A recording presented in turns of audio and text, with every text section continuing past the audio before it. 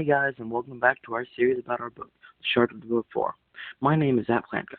This episode covers a section of the timeline in between the before and the first novel. Before we get started, I wanted to make it clear that this is a book we are currently making. It's not a book that's already been published.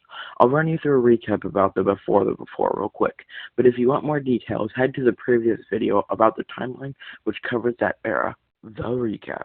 Some spirits fell and became an evil being. The other spirits became a force of light to stop the darkness. A civilization called Bengolia appeared on Earth, commanded for the most part by four ancient ones and the goddess TGOTB. A bright light fell in the sky outside of the city walls, and lastly, TGOTB's ill-intended advisor found the crash site to reveal our vocab, the before, the moment the flash of light hit Earth. The ancient ones, the four human council members of Bengolia, the first advanced human civilization, the preeminent, the darkness and evil born from fallen spirits. And yes, we are doing vocab now. Enjoy the lore. After the before, Tagatba disappeared silently, as well as Johnson and Felvix. Tagatba's advisor also disappeared.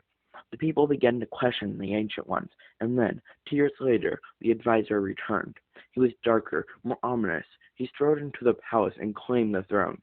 He treated his people awful. No one dared to say his name. He was just plain evil. He treated his people like slaves doing his dirty work. Somehow, he amazed an army of pure evil to enforce him. They were dark figures, with ghastly swords. The sky of Bengolia turned gray with corruption. The giant gem that powered and represented the life of Bengolia began to flicker. Bengolia was dying. The Ancient Ones needed to do something about it, and attempted to track down the tyrant's last steps before he disappeared. They ended up just outside the city wall in a small crater. In the crater there were 4 bright shards of a crystal. The shards seemed to be holding back the fog, which was thick with the darkness. The Ancient Ones all agreed that these may have the power to suspend the tyrant's powers, but they needed to know more.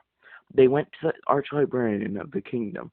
She was old and frail, as well as a relative of Seda. She said, "I've not seen such a relic in a long time." They forged weapons to siphon the power of the shards and marched into the palace to capture the tyrant. Up close, the tyrant wore dark black robes and had a purplish black oil all over his arms. The Ancient Ones used the power of the shard to extract the oil, because it was the source of the dark power. It became a sphere, and they put it in an ancient relic called the Enclosure, and locked it in the tyrant in Tagatba's tomb, under her temple, and sealed it with the power of the shards, never to be seen again. Thank you guys for watching. If you enjoyed the video, please leave a like, so you don't miss the next one. Subscribe and turn on notifications. We'll see you in the next one.